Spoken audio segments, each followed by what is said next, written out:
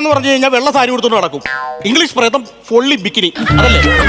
അറിയാ, നിങ്ങൾ അങ്ങനെ പറഞ്ഞു പേടിപ്പിക്കേണ്ട കാര്യമൊന്നുമില്ല.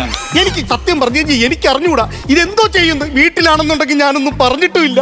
ഇതെങ്ങനെ അച്ഛൻ അറിഞ്ഞു കഴിഞ്ഞാൽ എന്നെ മേടിക്കും ഉറപ്പ്. ഫോണിൽ തമ്പി എവിടെ കാണിച്ചേ? എടാ വീട്ടിൽ നിന്ന് അച്ഛൻ വിളിക്കണമെന്നാണ് പറഞ്ഞത്. ഞാൻ സംസാരിക്കത്തില്ല, ഒറ്റക്ക് സംസാരിച്ചാൽ മതി. എനിക്ക് സംസാരിക്കാൻ വയ്യ. സംസാരിച്ചോ. ഞാൻ തന്നെ സമാധാനം പറയണമല്ലോ. ഹലോ ഹലോ, എന്റെ മകൾക്ക് ഭ്രാന്തില്ല. സുഹൃത്തെ, നിങ്ങളെ മോക്ക് ഭ്രാന്തുണ്ടെന്ന് ഞാൻ പറഞ്ഞു. അത് വീട്ടിൽ പറഞ്ഞില്ല. ഞാൻ എങ്ങോട്ടെങ്കിലും പോയി കഴിഞ്ഞാൽ വീണ്ടും വീണ്ടും വിളിച്ച് പറയണതിനാണ്. അങ്ങനെ തുടങ്ങിയാലേ എനിക്ക് ആ ടോണ് കിട്ടൂ. അതുകൊണ്ടാ തുടങ്ങിയത്. എന്റെ മകൾ അല്ലി, അവൾക്ക് ട്യൂഷൻ ഉണ്ട്. എത്രയും പെട്ടെന്ന് ആ സൈക്കിള് വീട്ടിലോട്ട് കൊണ്ടുവരണം. അയ്യോ, നമ്മൾ വേറൊരു കാര്യമായിട്ട് നിൽക്കുകയാണ്. സൈക്കിൾ കുറച്ച് താമസിച്ചേ കൊണ്ടുവരാൻ പറ്റൂ. ട്യൂഷൻ ഉണ്ടെന്ന് പറഞ്ഞില്ല, അതുകൊണ്ട് സൈക്കിൾ കൊണ്ടുവരണം. ട്യൂഷൻ എവിടെയാ? വീട്ടിലാണ്.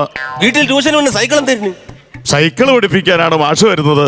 അപ്പോ സൈക്കിൾ ഇല്ലാതെ JCB കൊണ്ടിരുത്തി പഠിപ്പിക്കാൻ പറ്റുമോ? താനാരുവാ?